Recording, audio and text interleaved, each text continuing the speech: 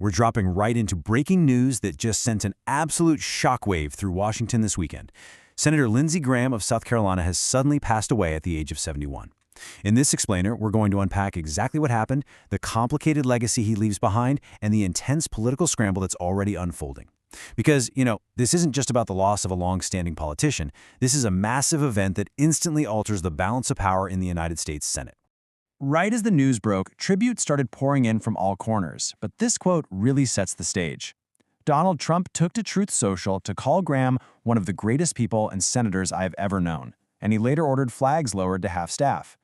Whether you agreed with him or not, Graham was a political titan who served in Congress for 3 decades. His sudden absence has totally scrambled the political playbook, leaving lawmakers reeling and strategists completely rewriting their plans for the upcoming midterms. So it all comes down to this absolutely crucial question. How does the sudden loss of one man instantly rewrite the playbook for the entire U.S. Senate? To really answer that, we have to look at the razor-thin margins in Washington, the massive foreign policy packages currently in limbo, and the incredible rapid-fire timeline of what actually occurred on Saturday night. Let's dive right into the facts. Okay, let's walk through this intense, totally out-of-nowhere timeline from Saturday night. Graham had just celebrated his 71st birthday 2 days prior, and he had literally just returned from a trip to Ukraine on Friday. There were no known major health concerns at all. But according to emergency dispatch audio, at 8:30 p.m., EMS was called to Graham's Capitol Hill home for reports of chest pains. By 8:55 p.m., just 25 minutes later, emergency personnel reported that CPR was in progress and he had gone into cardiac arrest. What started as a completely routine weekend turned into a massive, fatal emergency in the blink of an eye. So what exactly happened? Well, the medical examiner's preliminary findings pointed to a very specific catastrophic event. Graham died from an aortic dissection. This is a serious, often rapidly fatal condition where a tear occurs in the inner layer of the aorta, which is the body's main artery. And the reports note this was directly related to the hardening of Graham's arteries over time. To help you understand exactly what happens physiologically without getting bogged down in heavy medical jargon, it's essentially a 3-step process. Step 1, the arteries harden over time, which is actually a pretty common condition, but it creates serious vulnerabilities. Step 2, a tear suddenly develops in that inner wall of the aorta. And Step 3, blood surges through that tear, separating the layers of the artery wall and causing catastrophic internal failure. It's an incredibly sudden medical emergency, which totally explains why there was absolutely no warning for his colleagues or his staff. Section 1. A complicated global legacy. The hawk takes flight. Let's unpack how a man who grew up living in a single room behind his parents' business, the Sanitary Cafe and Pool Hall in South Carolina, morphed into an absolute heavyweight on the global stage. The sheer scale of the global reaction has been staggering. You do not get this level of real-time tribute from international leaders unless you are flexing massive influence. Ukrainian President Volodymyr Zelensky, who literally met with Graham on Friday, called him a true defender of freedom. Israeli Prime Minister Benjamin Netanyahu stated Israel lost one of its greatest friends. European Commission President Ursula von der Leyen immediately issued condolences. Graham was a fierce foreign policy hawk, and love him or hate him, his fingerprints are all over modern American foreign relations. To really put his fierce dedication to foreign policy into perspective, think about the number 10. That is the number of times Senator Graham visited Ukraine since the Russian invasion began in 2022.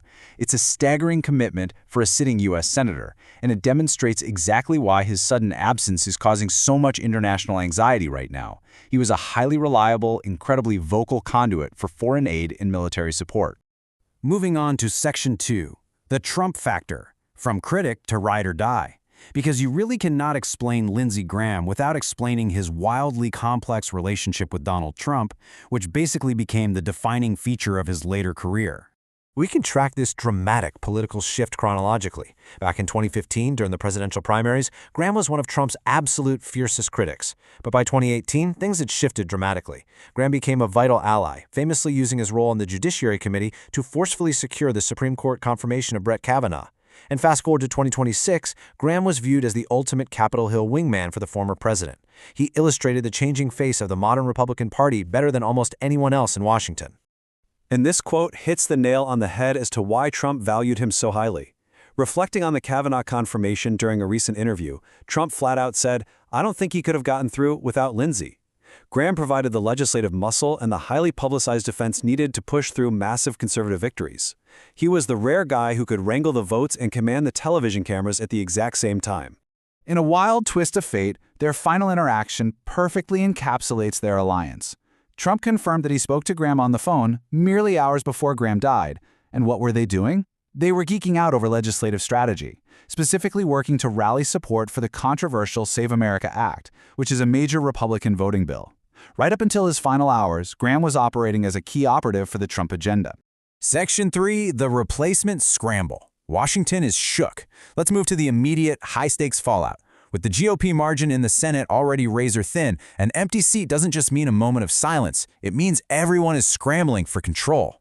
Here is the exact legal roadmap of what happens next in South Carolina. Number 1, Republican Governor Henry McMaster gets the political decision of a lifetime. He gets to appoint a temporary senator to hold the seat. But that is just a Band-Aid. Because Graham was up for re-election this year, we move to Step 2, a wildly sudden special primary election set for August 11th. Step 3, if no one clears the threshold, there's a runoff on August 25th. And finally, the ultimate winner of that primary brawl takes Graham's spot on the ballot in November.